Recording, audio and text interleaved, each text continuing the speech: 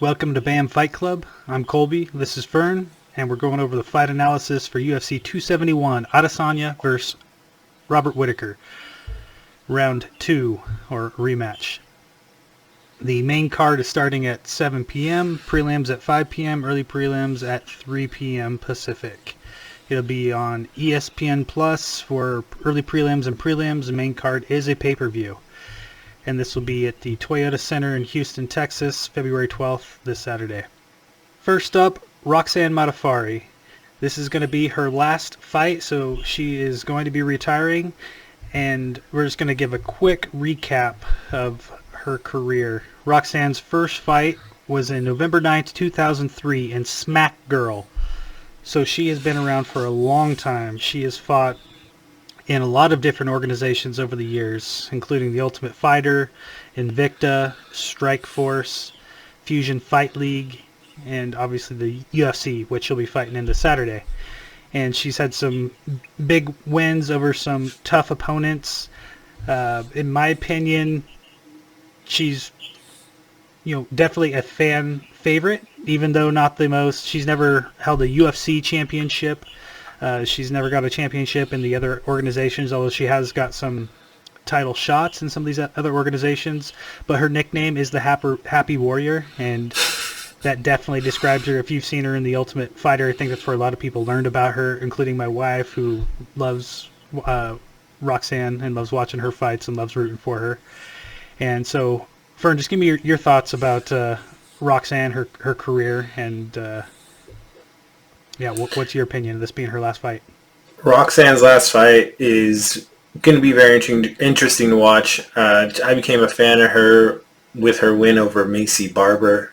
I do not care for Macy Barber, and seeing her beat up on Macy Barber when Macy was limping was a good feeling. I feel like she was a good veteran that they brought in to, make an up-and-comer have to prove themselves against. And, I still think regardless of the injury, Roxanne would have done the same thing.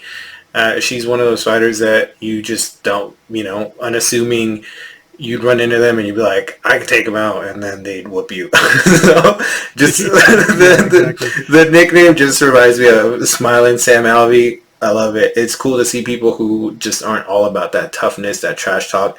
It's just they're students of the game and love learning and love, putting it to work and seeing how well these martial arts work and in real scenarios. I also saw, her win against Andrea Lee, and that was a good one. And so just, despite her best efforts, she was able to come up short against some of the top opposition, but the wins that she did have, I was very impressed. I did not expect her to hang in there, and always had a good attitude. So I think that's super cool, just that humble, normal person that's a fighter. Yeah, and talk about a fighter. I was looking back for her record, and I noticed that starting in 2010, she went on a 6-fight losing streak for 3 years. So from 2010 2013, racked up 6 losses in a row. For a lot of people, that would be the indicator. Okay, maybe my time's done. Hang it up. But she loves fighting so much. She continued to improve and get better. And she racked up a bunch of wins after that, so had almost another decade of fighting after going on that 6-fight losing streak, which just kind of speaks to her mental attitude and approach to martial arts, which is that she loves it. She definitely has the fighter spirit, and I think it's she's going to be missed. I hope that she can kind of remain as an ambassador to the sport, that she'll be mentoring young up and coming fighters, and that she'll stay involved. I think she said she wants to compete in like jiu-jitsu tournaments, just wants to be involved somewhat in combat sports, but just not getting punched in the head anymore. She's worried about head trauma, which makes sense for the number of fights that she's had over the years. It's crazy that she's been around this long. So hats off to Roxanne. Can't wait to see her last fight. Yeah, definitely going to be an exciting one. And we'll do a live reaction, or some sort of post-reaction, because I think everyone's going to be talking about it regardless. Next up, we have Arlovski. So I have not heard officially that he's going to retire, but that's the question on everyone's mind, I guess, at this point, for any fighter who's been fighting now professionally for 23 years. His first fight was in 1999 in M1. He fought in UFC 28 in November 17 of 2000. So he has multiple decades that this guy's been fighting professionally. And just curious to get your thoughts on, do you think this is going to be Arlovski's last fight, and do you think he should retire? I think he's pushing it pretty close. Like, as much as I loved watching, like, Alistair Overeem, Daniel Cormier, Randy Couture, all these fighters fight, later on in their life, he's been in, of all the fighters I just mentioned, probably in the most battles and taken, some heavy hits. I still remember watching him on some, like, ridiculously low graphic, terrible PS2 UFC game, and I was like, who's this guy? And he had the fangs and everything and was just knocking people out, and I was like, okay. And then started watching UFC, early 2000s, and I loved his best victory, like, I believe was his victory against Tim Sylvia, when Militich Fighting Systems, Matt Hughes, Robbie Lawler, all of them were just beating everyone up, knocking everyone out, and he was able to, take Tim Sylvia down and get the championship from him, when I thought, like, no one's going to beat this guy who's 6'8", beating people up left and right. But again, he's been in some wars, like, unlike, Randy Couture, who started fighting later on in life, Daniel Cormier, who are wrestlers. They were able to avoid strikes in their early 20s and not take a lot of, damage to the head. But even then, the damage they did take, they're like, okay, enough's enough. And I want to see him keep winning. I don't see him reaching the top again, though. And that's where you just want him to bow out gracefully. Like, Alistair Overeem losing and moving on just was sad, because I thought he had it. I thought he was there. And then he lost, and it was just like, yeah, that's right. Yeah, Overeem had that last run where you thought maybe there's a chance. This is it. A good little run again.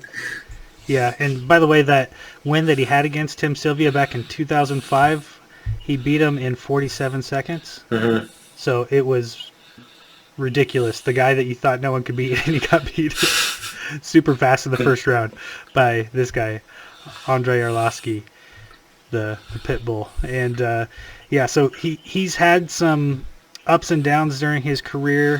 He's had three UFC Championship wins. He hasn't fought for a championship in a long time. But this is a guy who in 2016 started a 5-loss streak, or a streak of five losses in a row. 2016 through 2017 had 5 losses in a row and kept going, and since then has racked up some wins.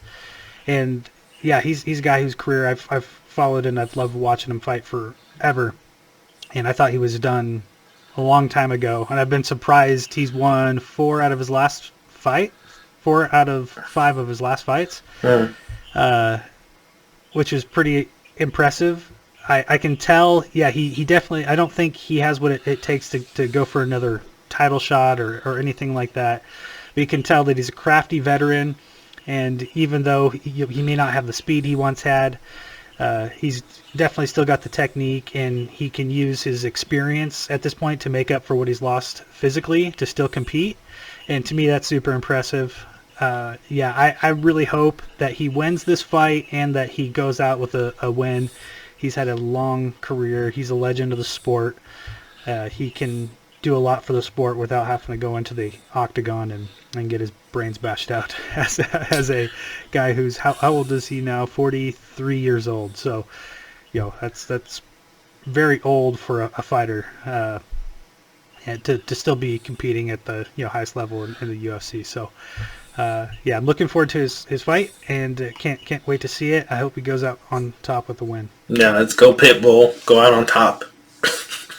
Okay, next up, first fight on the main card: Bobby Green versus Nasrat Hakparas. I can't say that name very well. Like Hawk Parust or something. They make it up, dude. These guys are all in the witness protection program with these last names. Those are real. Those are real last names. Absolutely. So Bobby Green, he's coming in as a slight favorite at negative 140. Hack Parast coming in at a plus 120. And go ahead and give me your breakdown, Fern. So something we decided to do this time was break it down with, some screenshots, some looking at fight footage and analyzing some of their fights in the past. For Bobby Green, I analyzed his last fight against Al Iaquinta, or however you say Iaquinta. I say Iaquinta because I'm Spanish speaking. Yeah.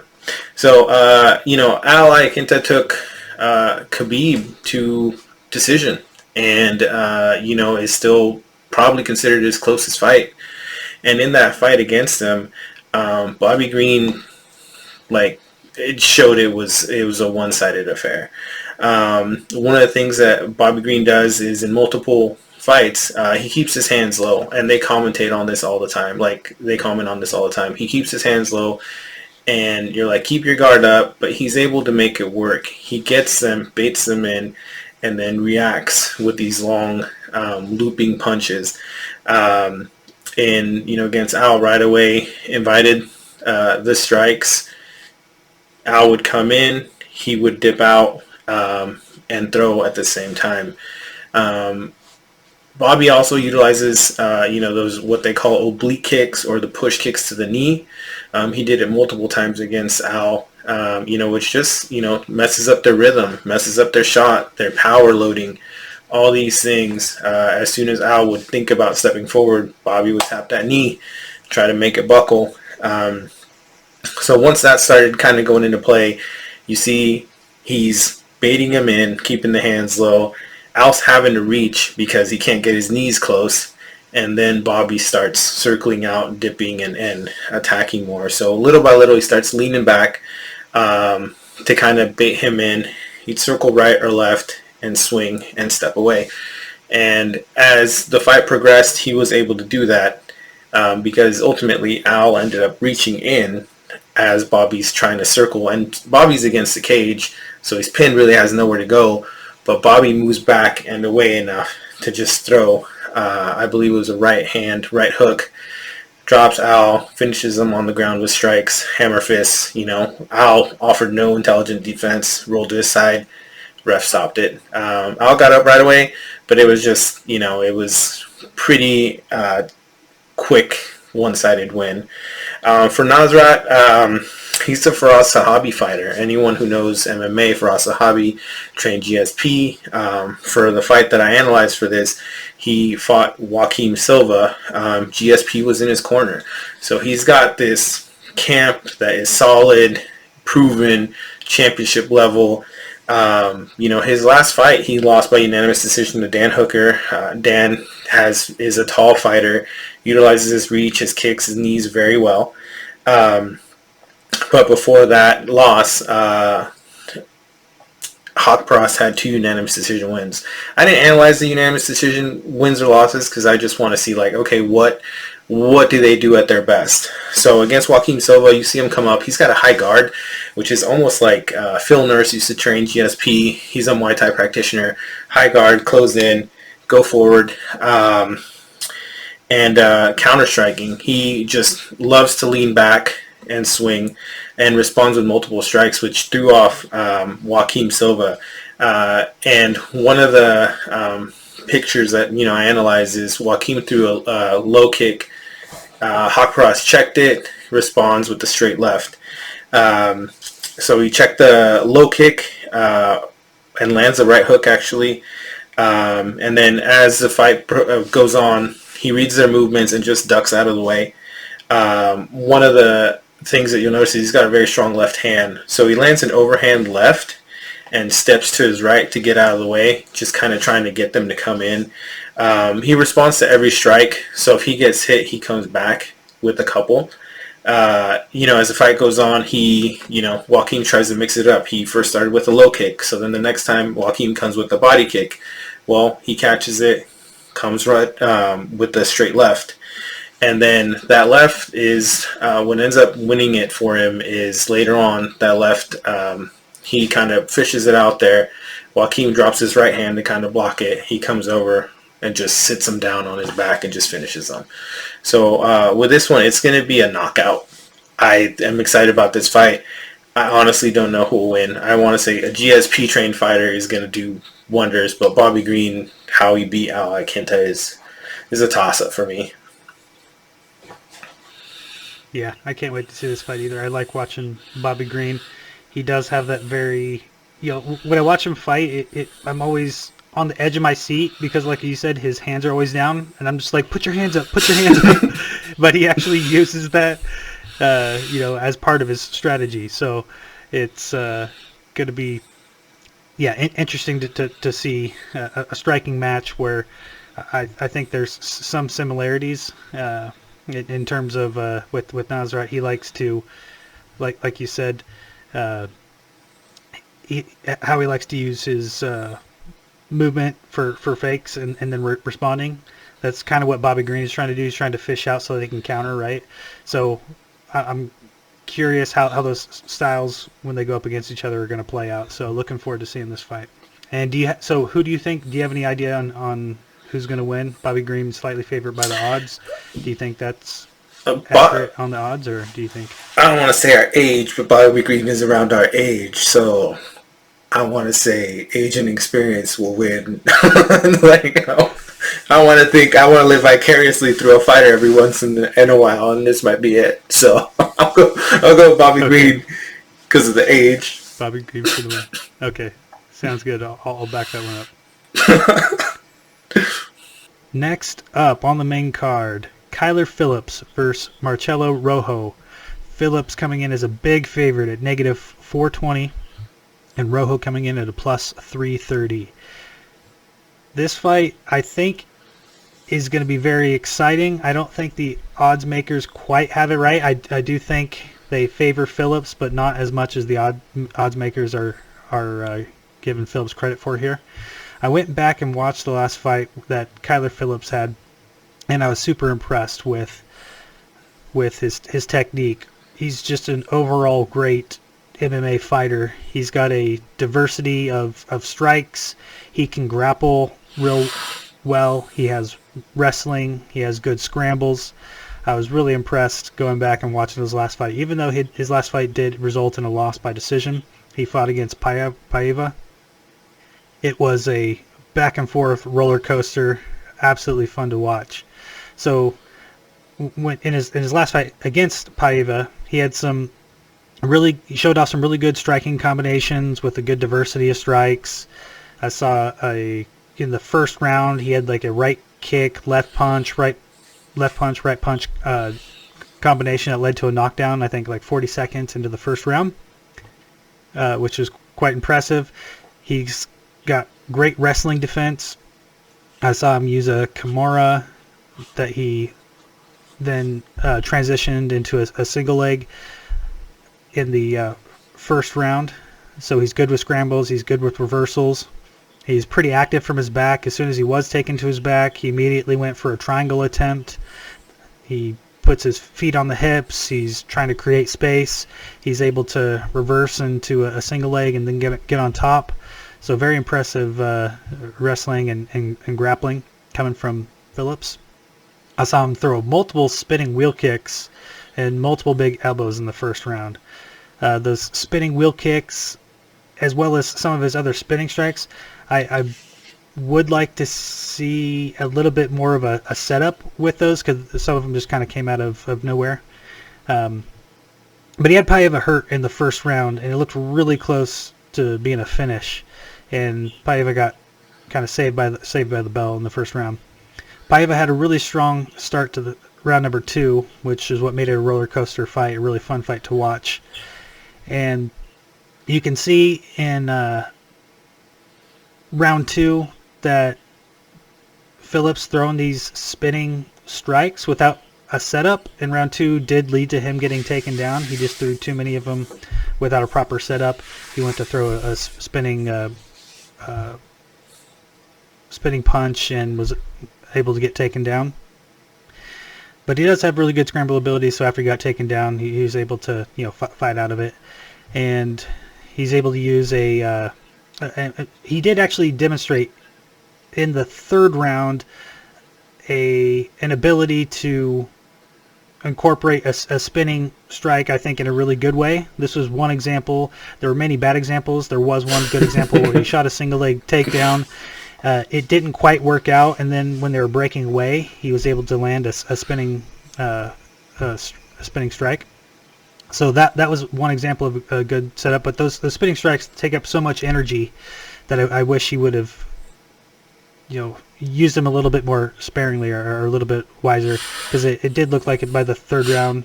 You're throwing all these high energy techniques. It's definitely going to take it out of you, and you could see his gas tank was getting near the end. And yeah, so in the third round, he spent about the last 2 minutes of the fight on his back, and I think that was because he was spent from doing some of these high energy techniques and not conserving his energy. So I would like to see him improve his efficiency. Other than that, though, like I said, he's a great fighter, great all-around fighter. He's got great striking, great grappling, great wrestling defense. And the biggest opening I saw watching his last fight was that his overhand right, and this could partly be due to just how tired he is that he throws a big overhand right, and he has the bad habit of stepping forward also with his right foot, where he just follows through with his body too much, and so he ends up leaving his hand down. He throws his hand overhand and follows through like he's throwing a baseball, and that is really bad technique because it leaves you really open. Like I said, I think it could just be because of how much energy he's expending on some of these high energy techniques. So I think that if he conserves his energy a little bit, it will tighten up some of his striking technique. Now with Marcelo Pitbull Rojo, in his last fight, I was able to go back and watch his fight against Jourdain, where he had a loss by TKO. In about near the end of the first round, or there was a couple minutes left in the first round, there wasn't a lot that happened in the first round. There was just some back and forth striking, but nothing that really stood out, other than, and I think DC commented on it in the fight too, where he does this foot shuffle and then loads up his right hand and throws this overhand right, which is really interesting. I'm not sure if he's trying to like fake a Superman strike, do some kind of switch stance strike or what, but it seemed odd, and he did it multiple times, so that it might be one of those things that if he does it often enough that could be something that a guy looks for that pattern and is going to be able to provide a good counter to it. Maybe we'll see it in this next fight coming up. In the first round, he had multiple big power shot attempts. I noticed with this guy, he's had a lot of knockouts on his record, and so I think he's looking for that knockout punch, and I think it was to his detriment in his last fight. Although I did see a lot of things I liked about his striking for sure. He was able to do some go to the body and go to the head in some combinations. So he definitely throws some good combinations. He definitely is bringing power, but I think he'd fare a lot better if he pulled back a little bit on the power, tightened up that technique a little bit, especially at this high of a level where the guys that you're fighting are not going to have quite the same amount of flaws in their striking defense.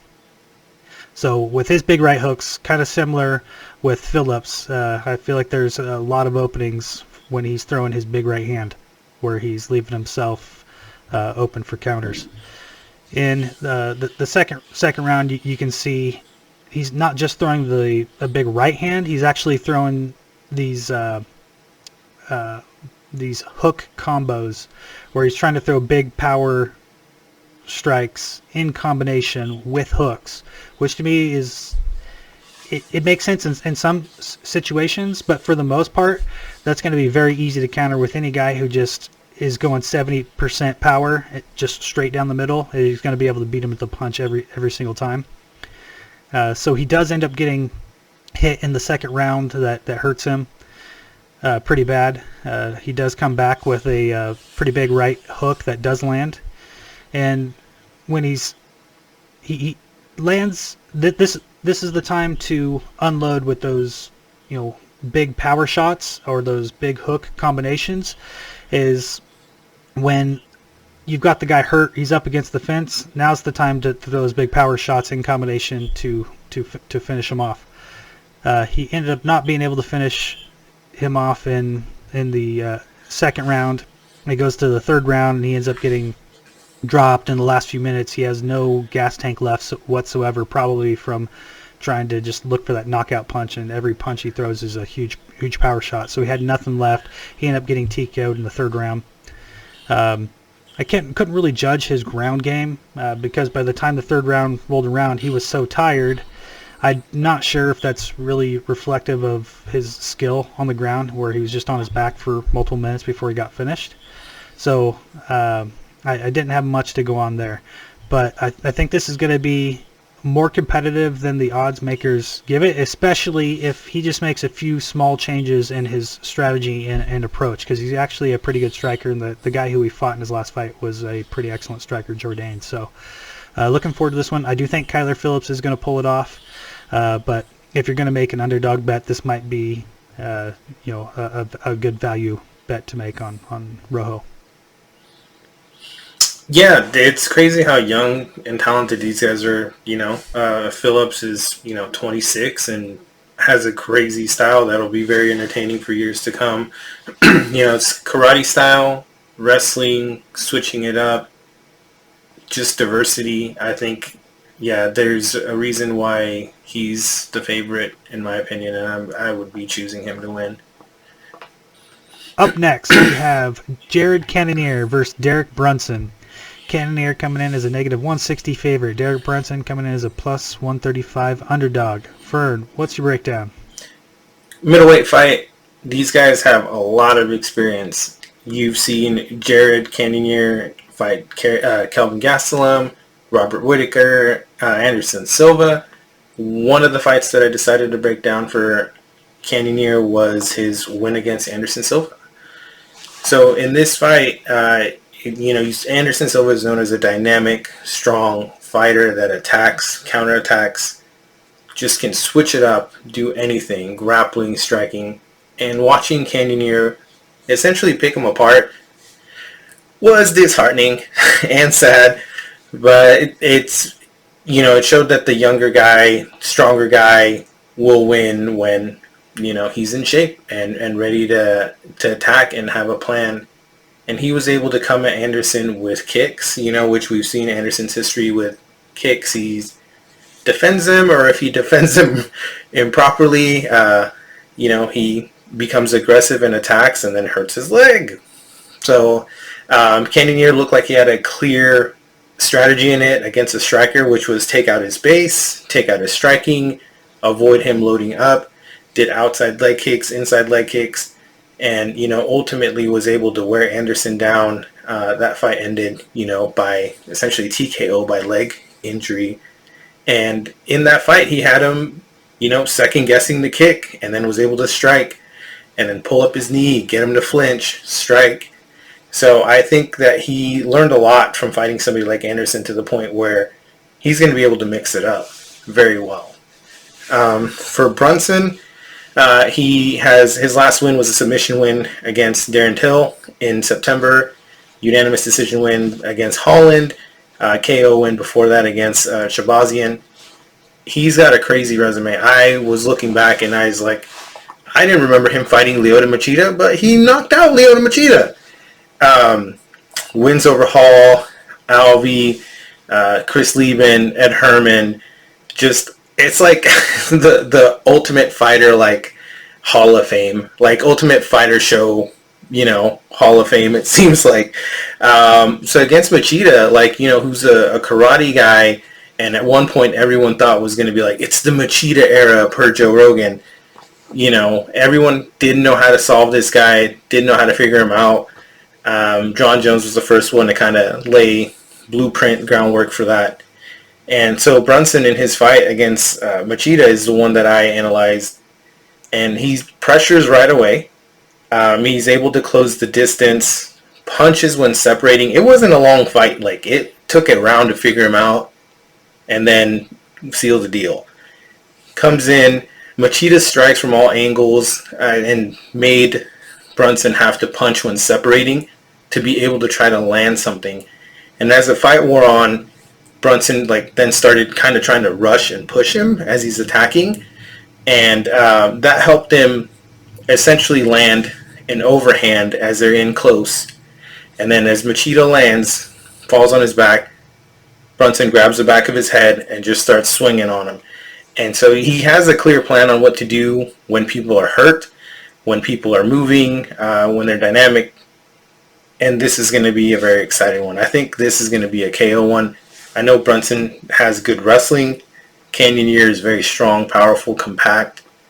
This, for me, is going to be a very exciting fight to watch. I'd love to see Cannonier win because anyone who beats Anderson Silva, to me, is like, they better win the title. They beat him. So we'll see what happens from there. But yeah, you beat somebody like Anderson Silva, I hope you win the title. I hope Anderson didn't lose in vain, please. What do you think, Colby? Yeah, absolutely. It's like Izzy beat Silva and went on to get the championship. It made you feel a little bit better about Silva's loss. But I was impressed watching Cannonier's last fight against Gastelum.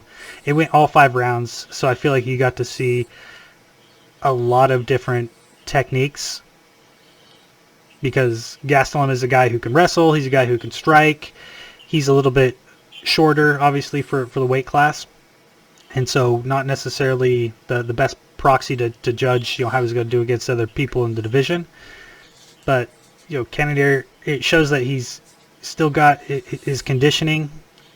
He's got good striking technique where he can mix it up really well. He's got the good all around mixed martial arts, which you'd have to beat the people like he's beat Silva, Hermanson, Dominic, or no, he didn't beat Dominic Reyes, but he's beat some really good people, and I think that's only possible with lots of different kinds of styles if you're a really well-rounded fighter.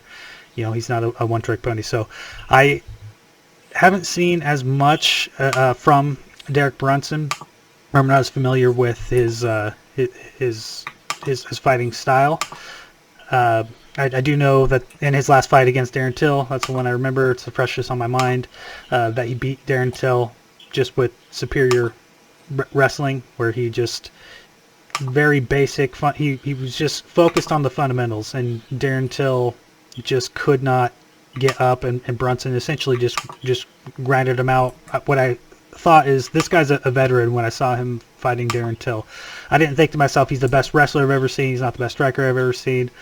It's just he knew how to win that fight, and he did what he needed to do to win it. And so, yeah, Derek Brunson's not going to be a pushover, but I think Jared Cannonier has the physicality and the superior technique, and I do think Cannonier is going to pull this one off. Okay, next up we have Derrick Lewis versus Tai Tuavasa. Derrick Lewis coming in as a negative 190 favorite. Tuavasa coming in as a plus 160 underdog. And I feel like this is one of the easiest fights to analyze, because I feel like everybody knows what both of these guys are going to try to do, which is just knock the other guy's head off. There's not a lot of nothing super fancy about what either one of these guys does. I think there's good reason for that. Derrick Lewis, doesn't have a long background in boxing, kickboxing. He didn't grow up wrestling and doing karate, jiu-jitsu, and it's same with Tai Tuavasa. Both of these guys are just kind of like tough guys who got involved in MMA, and they're very big and they're very powerful and they can hit really hard. So I feel like that's the story of this match, really, is just that they're both really powerful strikers. I did go back though and just take a quick peek through their last fights to see, is there any way you can say one guy has the advantage over the other. And when I was watching the Derrick Lewis fight, Daukaus, he won by KO in his last fight, is that one thing that came to mind watching that fight is that Derrick Lewis is a very patient power striker. He's not someone who tries to just immediately rush in. He's not like Francis Ngannou versus Rosenstruck, where it looked like Ngannou was just pissed and he was a raging bull who just charged through some punches and was able to knock the guy out. He really sits back and waits for the right time. He knows what the best chance he has of winning is landing that one punch knockout, and so he doesn't get confused by trying to do too much crazy stuff. Although he does throw in an occasional crazy technique like a flying jump kick, flying knees, which I think is good for psychological reasons. But I've never seen him land a flying knee. I've never seen him land any of his flying jump kicks that he's done.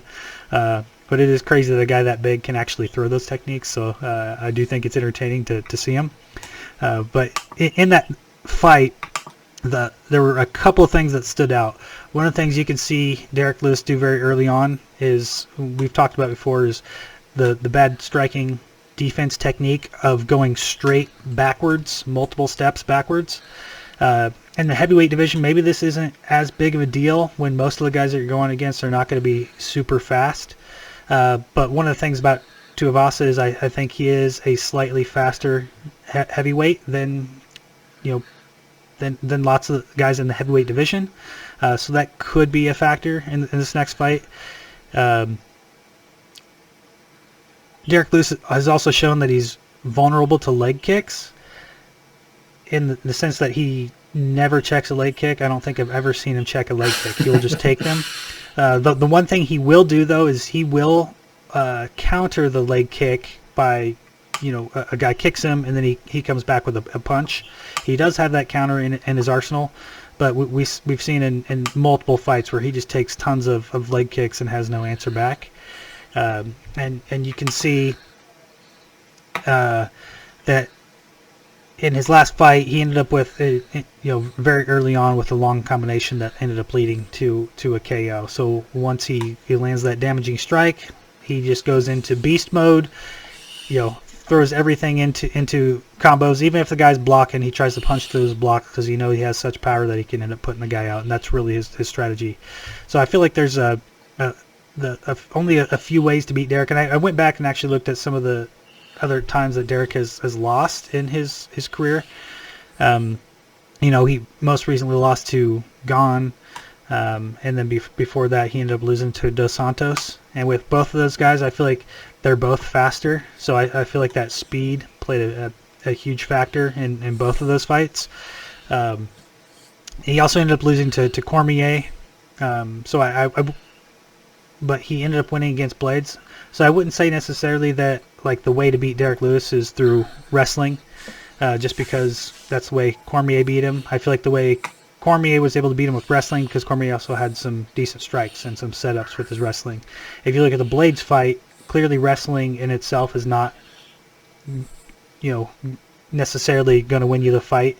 If all you have is wrestling, Derrick Lewis knows that also, and he's going to throw that uppercut from hell and just knock your head off like he did with Blades. He was just waiting for Blades to take the shot. He landed that uppercut and put Blades lights out. So I feel like his vulnerabilities are his legs. If you have a speed advantage, that'll definitely play a factor. And then also the body, because that was one of the things that played a factor in his fight against Dos Santos, was Dos Santos landed a spinning back kick to the body of Derrick Lewis, and it he crumpled over. He was bent over at the knee. But the thing about Derrick Lewis is, even when he's wounded, he's still dangerous, because when Dos Santos saw him hunch over, he ran in for the kill, and Derrick Lewis threw one of those huge power strikes, and Dos Santos had to back up and then reassess and then slowly go back to picking it apart. And ultimately, what led to the final sequence was Dos Santos threw an overhand right, not with much of a setup, but this is where speed comes into play. And because he's quicker than Derrick Lewis, even though there wasn't much of a setup, his overhand right was able to land before Derrick could block or get out of the way. So can't wait to see this fight. It's going to be exciting. I think it's going to end in a knockout. Oh, and by the way, so real quick with Tuavasa, the thing I saw in his last fight against Sakai, where he ended up winning by KO, is that Tuavasa does seem to go to the body much more than Lewis. I wouldn't say that he has the best striking technique, just like Lewis doesn't necessarily have the best striking technique. It's more about power. But Tuavasa does have a pretty good clinch, and he can definitely throw some strikes from the clinch, like he did in his last match. He was able to throw body strikes from the clinch. He was able to throw knees from the clinch, and even when his back was against the fence, he was able to throw strikes from that position. And he ended up finishing Sakai with a very brutal combo. So it's very similar strategy to Derrick. Is once he has you hurt, that's when he's just going to unload with those combinations, try to punch, even if it's through your blocks, it doesn't matter. That's how he's going to try to finish you. So both of these guys, it should be a really good style matchup to make a very exciting fight. And I can't wait to see someone get knocked out in this fight. Yeah, this is a fight where I'm excited about the intros. Derrick Lewis is going to come out with some H-Town music, some DJ Screw, something like that. The fight is going to be exciting, and the finish. Who's going to get the highlight finish? Every time Derrick Lewis wins, it's a viral moment. He does something funny. He says something funny. It's authentic. And when, Bam Bam wins, it's the shoey. So they're both going to be exciting to watch, beginning, middle, and end. And I can't wait. Derrick Lewis just is funny as can be, humble. I think they're both people who just have that natural body where I think, like, realistically, they can't really finish each other. They can hurt each other. It's going to be hard to see either one of them getting knocked out. I can see them getting finished and stopped. But they're just so big and so powerful that they've taken such big hits and not been, like, stopped completely dead. And very exciting to watch. Yeah, it's going to be a good one to watch. That's a good point. When I say the knockout, I do agree that both of them have a really good chin, so not necessarily that someone's going to get punched and their lights are actually out and they're laying there unconscious. I agree. When I've seen Derrick Lewis lose, I don't think I've ever seen him go into that state, and same thing with Tuavasa. And I do think one of the things that will play a factor is Derrick Lewis having a bit more experience than Tuavasa. Tuavasa himself has admitted that's one of his weak points is trying to gain experience, because like I said, neither one of them really having a martial arts background. They both were just kind of tough guys who joined MMA and have only trained MMA, and not nearly as long as a lot of these other guys. So from that perspective, I guess Lewis having that experience advantage is going to play a factor. And I do think the odds makers have this correct at -190. So I wouldn't say it's necessarily a great bet either way if you're looking for value. But I do think Lewis is probably going to come out on top on this one. Very interesting fight. I'm excited to see them because, like we mentioned, they are both people who knock people out, put them to sleep, and they can't seem to be put to sleep at the moment. They're both fighters who are interesting to watch. Derrick Lewis is one of those fighters that does what people always say. Why don't you just stand up when somebody has you pinned? He just stands up. Like, that is hilarious to watch when somebody who has great ground game has him pinned, and he just gets up. And for those of you old school fans, like Undertaker style, just boop, just pops him off, and it's hilarious to watch. He can take those because of his chin. He can take 3 or 4 punches on the way up, and absolutely. That's hilarious to watch every single time. The main fight: Israel Adesanya versus Robert Whittaker. Adesanya coming in at a -280. Whittaker coming in as a +230 underdog. Fern, give me your thoughts on this fight. Having watched the first fight, it was very exciting to watch. Robert Whittaker had beat some people that, I didn't think he was going to beat. Israel Adesanya had beat people like my idol, Anderson Silva. And putting them together, it was like, okay, can these guys do what they've been doing to other people to each other? And watching it, it's very apparent that they both had a certain game plan, because I feel Israel was able to implement his, and Whittaker stuck kind of the same plan the whole time, like where then Israel was able to figure him out And what was your quick take on the first fight before we get into more like additional breakdown?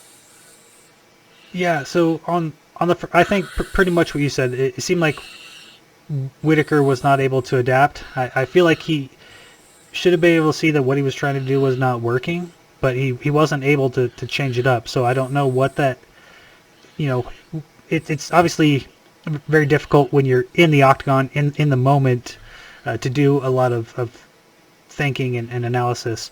But I think he's had a lot of time now to analyze what happened in that first fight, and I think he can do a lot of different things that he did not do in the first fight. So, if they had implemented, either one on different strategies, I think the fight could have, Israel maybe still would have won, but I think the fight would have played out possibly very, very differently. And so that's what I'm looking forward to this second fight. I feel like Whittaker has, obviously, since he lost the first fight, he has the most things to change. But I also think that he has a great team, great coaches, and I do think that we'll see. I don't think it's going to play out exactly the same way. He may not win the second fight just like he didn't win the first fight, but I don't think this second fight is going to go very much like the first fight did. Very close when they would get in with each other and exchange. It was in the disengaging that, Israel was able to use his kickboxing expertise, his reach, all that stuff, his movement that he just, has obviously perfected facing these top level, opponents throughout the years. Whittaker, being the shorter fighter, he had more ground to cover, was able to use his power. At one point he was starting to utilize kicks. Israel was able to keep his distance consistently, use his hands, and he switches stands like immediately in all his fights to just kind of make them think, second guess, leaning back, circling out, ducking. He's a tall guy, and in the fight against Whittaker, he ducked under a couple of his strikes, and you're like, that's like, I don't know, he's a tall guy, so him to bring himself down to waist level was entertaining to watch, because you're like, he's doing everything to avoid these strikes, and he's really switching it up. I'm hoping that Whittaker is able to adjust and realize, I have to aim for everywhere with this guy. Up, down, left, right, in, out, any way that he can move, he's going to move. Because in the finishing sequence, you see Whittaker lands a huge left. It pushes Adesanya back, then he lands a huge left. And it's just that movement that I think is going to be interesting to prepare for, to adjust for. Whittaker, I think if he lands a couple of those big punches, can do some damage. It's just, is he going to get hit repeatedly while trying to do so? Switching it up with kicks, all these things are going to play a big factor. Yeah, and I think, so we've seen what it does take to beat Izzy when not too long ago with Jan's fight, where what I thought was really impressive in the fight with Jan is Jan was so alert and kind of on his toes in his striking game that I feel like Izzy had to actually put effort into focusing on looking out for that Polish power, for those big power punches, and that's what really opened up the wrestling for Jan. I feel like that's going to be Whittaker's kind of key to victory, where his striking game has to be good enough that it makes Izzy worry about it enough that he's going to be able to take some wrestling shots to try to, even if he doesn't take Izzy to the ground, because it's very hard obviously to take Izzy to the ground, and even if you do, hard to keep him there, but put enough of that wrestling pressure on that Izzy now has to worry about the wrestling. And I feel like if he's worried about the wrestling, that's what could open up the strikes, like you were talking about, where Whittaker did land some big strikes against Izzy in that first fight. I feel like that wrestling game is what's going to open Izzy up to that, because when you're trying to defend wrestling shots with by sprawling, that's where your feet are going back and your face is going forward, which is the exact opposite of usually what Izzy does when he's avoiding strikes, where his legs are forward and his head is back and he's leaning back and things like that. So to get Izzy's body to move in a different way, that's going to make him available to get hit, it's probably going to be the wrestling game. But I feel like that wrestling game is not going to work at all unless he is very sharp on his toes with his striking game. So, this one's going to be really interesting. I really hope that Whittaker is bringing something new into this fight, and that we could see something new, not just a repeat of fight number 1. Yeah, and vice versa. With Whittaker bringing something, I hope Izzy doesn't take him lightly. There's, I compare Israel's style a lot to Anderson Silva without a lot of the flaws that Anderson had at the end of his career. I still remember that loss against Chris Weidman where Anderson was toying with him, and everyone's like, what is Chris Weidman doing in here with Anderson Silva? And as he's doing his whatever, Weidman reaches in and clips him and rewrote history. Anderson, I don't think, was ever the same. Weidman was able to ascend. And Whittaker can do that if Israel isn't careful, because he did land those, and Izzy likes to be fancy, likes to show off, put on a show, which is great. But you got to deliver. And I just would hate to see him lose like that, but it would also be great to see Whittaker win like that, after all that trash talking and the ego and everything. And Izzy has that same style of striking defense that Silva used so often, which is not blocking with your hands, but bending back and using his height to get out of the way. If he's clowning around or trying to show off and we've seen what can happen. So my guess is, though, Izzy is going to take Robert Whittaker serious, unless it's very clear, in the first minute or two that Whittaker is not bringing his A game. Kind of like Paulo Costa.